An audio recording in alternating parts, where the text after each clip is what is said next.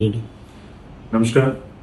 Juhu police station मध्ये crime number 1236 1 August आणि 2 August मधली घटनामुळे 2 ऑगस्टला दाखल झाला. त्याच्यामध्ये रोड नंबर 11 NS रोड, त्याच्यामध्ये एक बिल्डिंग आहे रेसिडेन्शियल, त्याचा जे वॉचमॅन आहे त्याचाही मर्डरचा गुन्हा होता. मृतकचं नाव मनोज यादव. हे घटना 1 आणि 2 ची मधली रात्रीची आहे. सामे फ्लोअरवर जे बिझनेसमॅन फॅमिली राहत होती त्यांचे कुक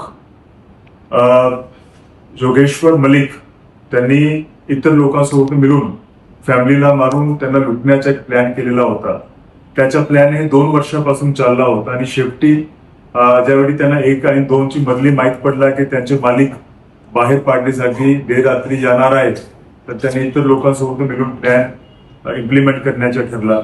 प्लॅन प्रमाणे कुक आणि त्याचा मित्र विजय गुंजारे त्यांनी अगोदर डुप्लिकेट चावी बनवून घेतली आणि इतर जे 3 लोक होते त्याच्यासोबत त्यांची ओळख बिल्डिंगचे वॉचमॅन मनोज यादव सोबत करून दिली.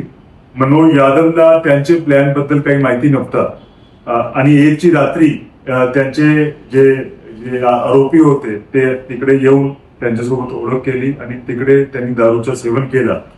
दारू पिल्यानंतर जे वॉचमॅन आहे मृतक त्याला मारून टाकला आणि त्याची बॉडीच्या विल्हेवाट लावण्यासाठी ग्राउंड फ्लोअरवरचा जे पाण्याचा टँक होता त्याच्यामध्ये त्याची बॉडी त्यांनी टाकून दिली आणि त्याच्यानंतर अप्रॉक्सिमेटली सकाळी 4 वाजता डुप्लिकेट चावीचा वापर करून जे दरवाजा आहे सामे फ्लोअरचा ते उघडण्याचा प्रयत्न केला, पण लकीली ते दरवाजा उघडून आला नाही, त्याच्यामुळे त्यांना यश भेटला नाही.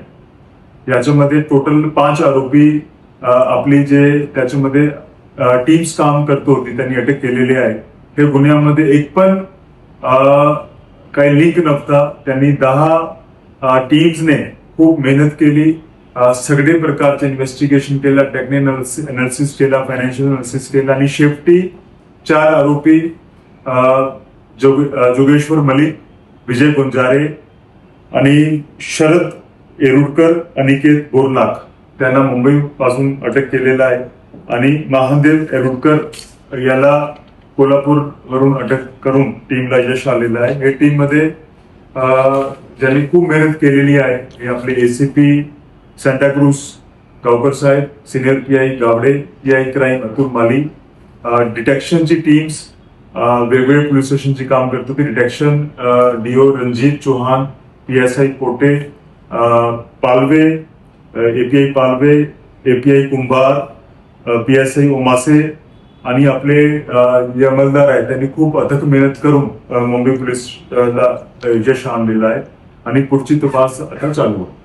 थँक्यू.